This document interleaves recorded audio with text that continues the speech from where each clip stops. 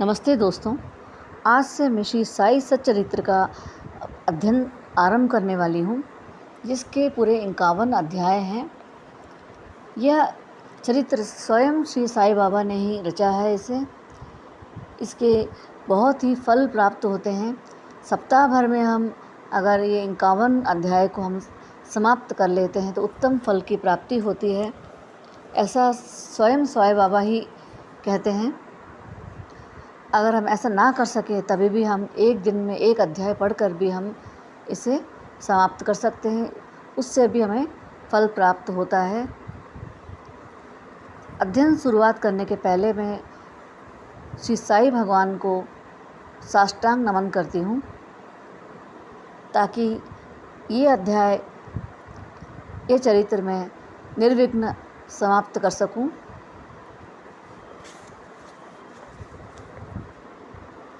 अध्याय 1 है, गेहूँ पीसने वाला एक अद्भुत संत। वंदना। गेहूँ पीसने की कथा तथा उसका तात्पर्य। वंदना भावार्थ के साथ है। पुरातन पद्धति के अनुसार श्री हेमांड पंत श्री साई सच्चरित्र का आरंभ वंदना द्वारा करते हैं। प्रथम श्री गणेश को साष्टांग नमन करते हैं, जो कार्य को निर्विघ्न समाप्त कर उसको यशस्वी बनाते हैं, और कहते हैं कि श्री साई ही गणपति है। फिर भगवती सरस्वती को, जिन्होंने काव्य रचने की प्रेरणा दी, और कहते हैं कि साई भगवती से भिन्न नहीं है, जो कि स्वयं ही अपना जीवन संगीत बयान कर रहे हैं। फिर ब्रह्मा, विष्णु और महेश को, जो क्रमशः उत्पत्ति, स्थिति और संहार करता है, और कहते हैं कि साई और वे अभिन्न हैं। वे स्वयं ही गुरु बनकर भवसागर से पार उतार देंगे। फिर अपने कुल देवता श्री नारायण आदिनाथ को वंदना करते हैं, जो कि कोंकण में प्रकट हुए। कोंकण युवा भूमि है, जिसे श्री परशुराम जी ने समुद्र से निकालकर स्थापित किया था। तत्पश्चात वे अपने कुल के आदि पुरुषों को नमन करते हैं। फिर श्री भरद्वाज मुनि को, जिनके गोत्र में उनका जन्म हुआ। पश्चात उन ऋषियों को, जैसे याज्ञवल्क्य, भृगु, पराशर, नारद, वेदव्यास, सनक सनंदन, सनक कुमार, शुक, शौनक, विश्वामित्र, वशिष्ठ, वाल्मीकि, वामदेव, जैमिनी, वैशंपायन, नव योगेंद्र इत्यादि, तथा आधुनिक संत जैसे निवृत्ति, ज्ञानदेव, सोपान, मुक्ताबाई, जनार्दन, एकनाथ, नामदेव, तुकाराम, कान्हा, नरहरि आदि को नमन करते हैं।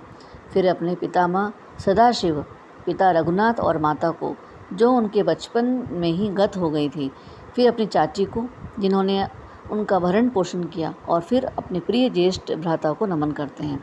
फिर पाठकों को नमन करते हैं, जिनसे उनकी प्रार्थना की है कि ये एकाग्र होकर कथामृत का पान करें। अंत में श्री सच्चिदानंद सद्गुरु श्री साईनाथ महाराज को, जो कि श्री दत्तात्रेय के अवतार और उनके आश्रयदाता हैं, और जो ब्रह्मा स्वयं जगत मिथ्या का बोध कराकर समस्त प्राणियों को एक ही ब्रह्मा की व्याप्ति की अनुभूति कराते हैं।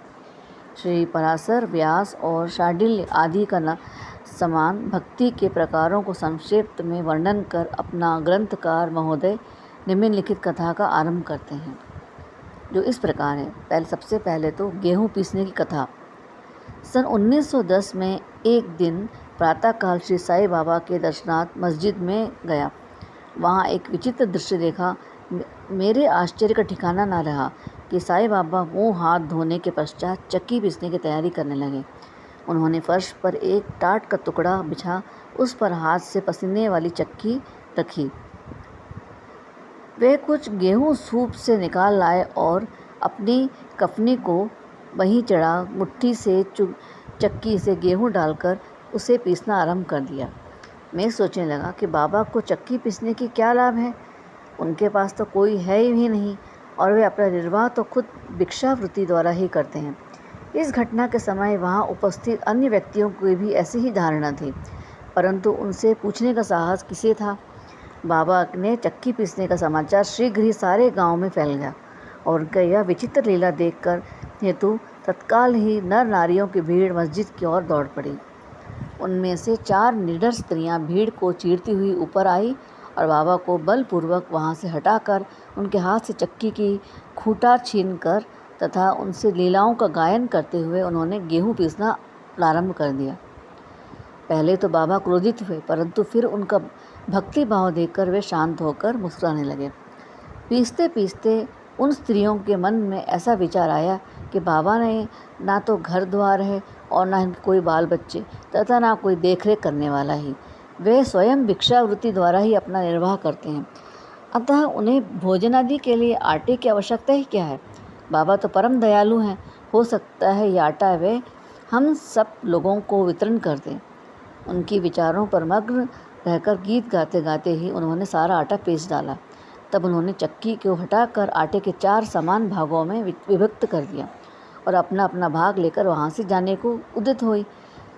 अभी वह एक शांत मुद्रा में निर्मग्न बाबा तत्क्षण ही क्रोधित हो उठे और उन्हें अपशब्द कहने लगे। स्त्रियों, क्या तुम पागल हो गई हो? तुम किसके बाप का माल हड़प कर ले जा रही हो? क्या कोई कर्जदार का माल है जो इतनी आसानी से उठाकर लिए जा रही हो? अच्छा, अब एक कार्य करो कि इस आटे को ले जाकर गांव में मेड़ सीमा पर बिखेराओ।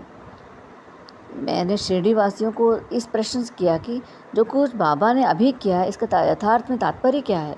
उन्होंने मुझे बतलाया कि गांव में विशुचिका, जो हैजा कहते हैं जिसे हम, का जोरों से प्रकोप है और उसके निवारणार्थ ही बाबा ने यह उपचार किया है।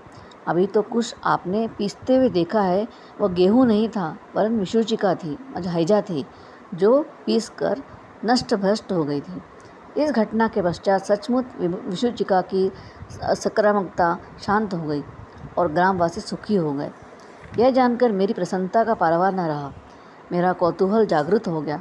मैं स्वयं ही प्रश्न करने लगा कि आटे और विशुचिका रोग का भौतिक तथा पारंपरिक क्या संबंध है, इसका सूत्र कैसे ज्ञात हो। घटना बुद्धिगम्य सी प्रतीत होने लगी। अपने हृदय से संतुष्टि के हेतु इस मधुर लीला का मुझे 4 शब्दों में महत्व अवश्य प्रकट करना चाहिए। लीला पर चिंतन करते हुए मेरा हृदय प्रफुल्लित हो उठा और इस प्रकार बाबा का जीवन चरित्र लिखने के लिए मुझे प्रेरणा मिली। यह तो सब लोगों का विदित ही है कि बाबा स्वयं बाबा की कृपा और शुभ आशीर्वाद से सफलतापूर्वक संपन्न हो गया। आटा पीसने का तात्पर्य इस प्रकार था। शिरडी वासियों ने इस आटा पीसने की घटना का जो अर्थ लगाया वो एक प्रायः ठीक ही था, परंतु उसके अतिरिक्त मेरे विचार से कई अन्य भी अर्थ थे। बाबा शिरडी में 60 वर्षों तक रहे। इस दीर्घ काल में उन्होंने आटा पीसने का कार्य प्रायः प्रतिदिन ही किया। पीसने का अभिप्राय गेहूं से नहीं वरन अपने भक्तों के पापों, दुर्भाग्यों, मानसिक तथा शारीरिक तापों से था। उनकी चक्की के 2 पार्टों में ऊपर का पार्ट भक्ति तथा नीचे का पार्ट कर्म था। चक्की का मुठिया जिससे कि वे पीसते थे वह था ज्ञान। बाबा का दृढ़ विश्वास था कि जब तक मनुष्य के हृदय में प्रवृत्तियां, आसक्ति, घृणा तथा अहंकार नष्ट नहीं हो जाते, जिनका नष्ट होना अत्यंत दुष्कर है, तब तक ज्ञान तथा आत्मानुभूति संभव नहीं है। यह घटना कबीर दास जी की इसकी तदंत रूप घटना की स्मृति दिलाती है। कबीर दास जी एक स्त्री को अनाज पीसते देखकर अपने गुरु निपित निरंजन से कहने लगे कि मैं इसलिए रुदन कर रहा हूँ कि जिस प्रकार अनाज चक्की में पीसा जाता है उसी प्रकार मैं भी भवसागर रूपी चक्की में पीसे जाने की यातना का अनुभव कर रहा हूँ। उनके गुरु के उत्तर दिया, घबराओ नहीं, चक्की के केंद्र में जो ज्ञान रूपी दंड है उसी को दृढ़ता से पकड़ लो। जिस प्रकार तुम मुझे करते देख रहे हो उससे दूर मत जाओ, बस केंद्र की ओर ही अग्रसर होकर जाओ और तब यह निश्चित ही है कि तुम इस भवसागर रूपी चक्की से अवश्य ही बच जाओगे। श्री सद्गुरु साईनाथाय प्रणमस्तु, शुभम भवतु। यह वीडियो आपको पसंद आती है, इस तरह के अध्याय और आगे के सुनने के लिए आप मेरे वीडियो को सब्सक्राइब करें और बेल आइकन को क्लिक करें ताकि आगे के वीडियो आप तक पहुंच सकें। धन्यवाद दोस्तों।